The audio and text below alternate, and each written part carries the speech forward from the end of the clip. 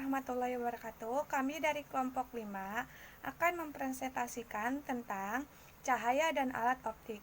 Selamat menyaksikan dan menyimak materi dari kami. Terima kasih. Assalamualaikum warahmatullahi wabarakatuh.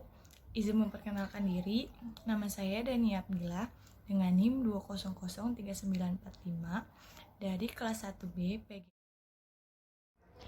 Cahaya dan alat optik. Definisi cahaya. Cahaya merupakan salah satu contoh gelombang elektromagnetik. Gelombang ini tidak memerlukan medium sebagai media perambatannya. Contohnya, pada siang hari tampak terang karena cahaya matahari menerangi bumi. Walaupun matahari berada jauh dari bumi dan dipisahkan oleh ruang hampa di ruang angkasa, namun cahaya matahari mampu sampai di bumi. Sumber cahaya atau benda yang dapat memantulkan cahaya dibagi menjadi dua. Yang pertama, sumber cahaya alami. Sumber cahaya alami yaitu sumber cahaya yang menghasilkan cahaya secara alamiah dan setiap saat. Contohnya cahaya matahari dan bintang. Yang kedua, sumber cahaya buatan. Sumber cahaya buatan adalah sumber cahaya yang memancarkan cahaya yang dibuat oleh manusia dan tidak tersedia setiap saat. Contohnya, lampu senter, lampu neon, dan lilin.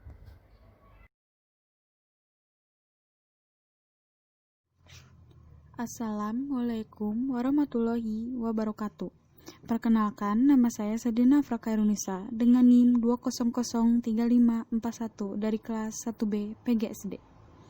Di sini saya akan menjelaskan materi tentang sifat-sifat gelombang cahaya. Terbagi menjadi 3, yaitu cahaya merambat lurus, cahaya dapat dipantulkan, cahaya dapat dibiaskan.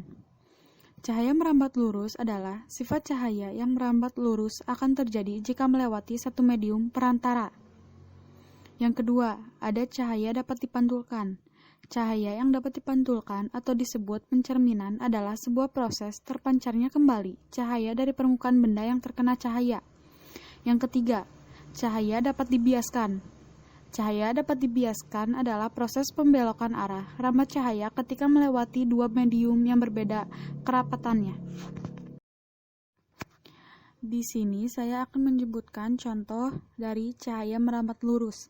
Contoh dari cahaya merambat lurus adalah cahaya yang masuk pada celah ruangan seperti ventilasi ataupun jendela. Yang kedua, ada contoh dari cahaya dapat dipantulkan. Ada pantulan cahaya senter ke cermin. Contohnya di suatu ruangan gelap, senter dinyalakan dan diarahkan ke cermin. Ternyata cahaya yang memantul ke arah yang berlawanan. Artinya itu cahaya dapat dipantulkan. Yang ketiga ada cahaya dapat dibiaskan. Contohnya ada pensil yang bengkok. Coba kamu letakkan pensil ke dalam gelas bening yang berisi air, maka pensil akan terlihat seperti patah. Tetapi aslinya pensil itu tidak patah. Assalamualaikum warahmatullahi wabarakatuh. Perkenalkan, nama saya Almalia Putri dengan NIM 2006523 kelas 1 BPGSD. Di sini saya akan bawakan materi tentang pemantulan.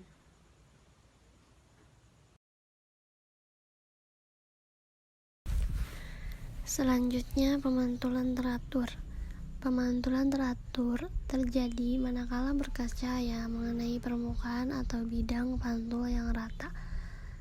Misalnya permukaan cermin datar, sehingga arah sinar pantulnya sejajar, seperti gambar di samping, di mana sinar yang datang sejajar dengan sinar pantulnya. Selanjutnya, pemantulan baur. Pemantulan baur terjadi manakala berkas cahaya mengenai permukaan atau bidang pantul yang tidak rata. Misalnya permukaan logam kasar atau permukaan tembok, sehingga arah sinar pantulnya menjadi tersebar ke segala arah. Contoh, sebuah ruangan, meskipun lampu pada ruangan tersebut tidak dinyalakan, tetapi ruangan tersebut cukup terang pada siang hari. Ini disebabkan cahaya matahari dipantulkan oleh benda-benda di sekitar ruangan tersebut.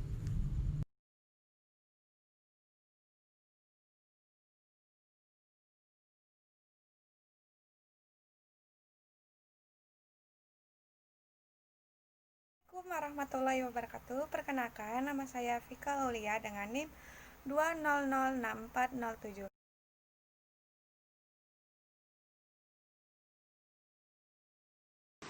Diffraksi cahaya merupakan pelenturan cahaya saat cahaya melalui celah sehingga cahaya akan terpecah-pecah menjadi bagian yang lebih kecil dan memiliki sifat cahaya yang baru. Contohnya, cahaya yang terkena halangan. Semakin kecil halangan, penyebaran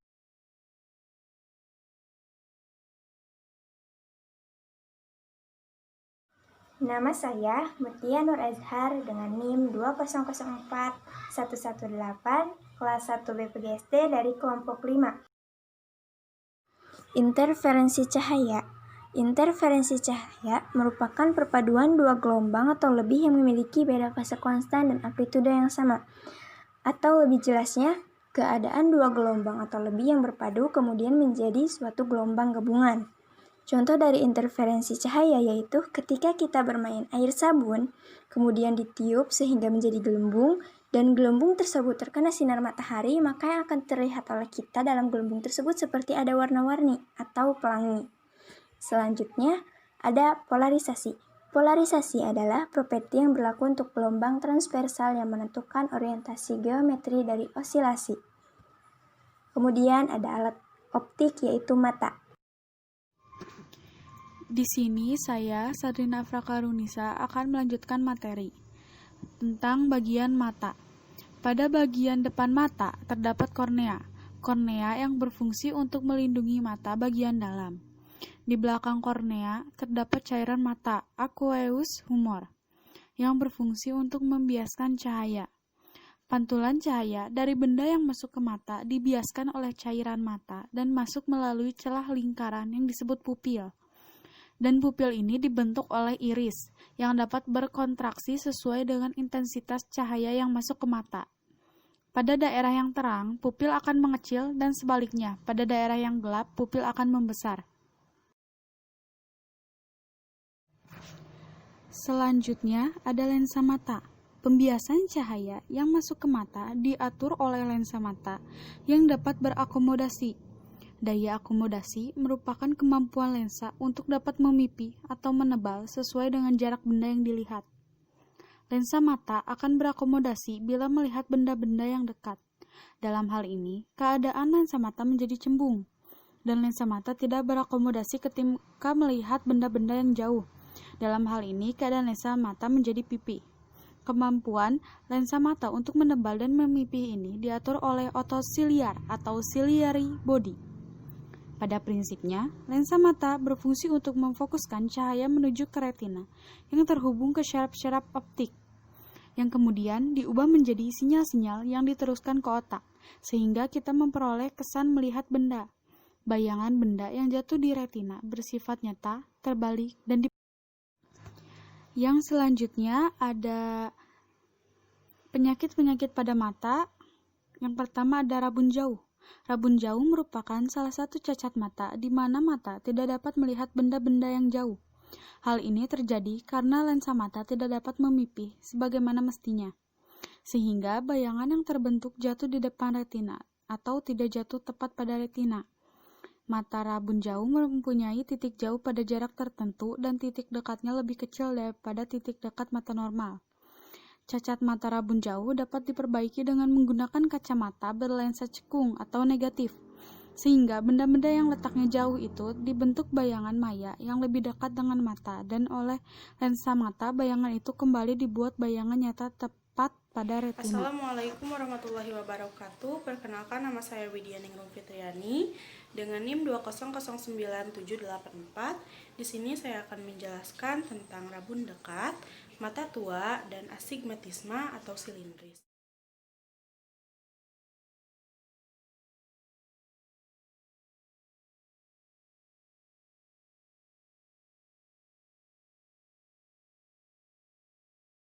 Rabun dekat merupakan salah satu cacat mata di mana mata kita tidak dapat melihat objek-objek yang dekat dengan mata kita.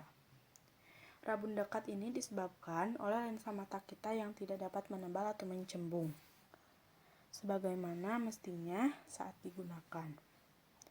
Lensa mata terlalu pipih sehingga menyebabkan titik dekat mata tidak lagi sekitar 25 cm, tetapi bergeser ke titik yang lebih besar daripada itu. Cacat mata rabun dekat ini dapat diperbaiki dengan kita menggunakan kacamata yang memiliki lensa cembung atau positif. Sehingga dari benda-benda yang dekat dibentuk bayangan maya yang tegak dan diperbesar, dan oleh lensa mata, bayangan tersebut menjadi objek yang dapat menghasilkan bayangan baru yang nyata, terbalik, diperkecil, dan jatuh tepat pada retina. Selanjutnya ada materi mata tua.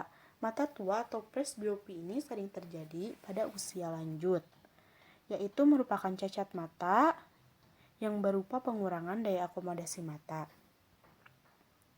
Pada mata tua, baik titik jauh maupun titik dekat sudah bergeser dari keadaan normalnya.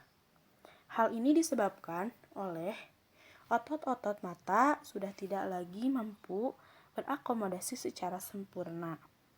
Cacat mata tua ini dapat diperbaiki dengan kita menggunakan kacamata yang memiliki lensa ganda, yaitu kacamata yang memiliki lensa positif pada bagian bawah dan lensa negatif pada bagian atas. Selanjutnya ada astigmatisme atau silindris.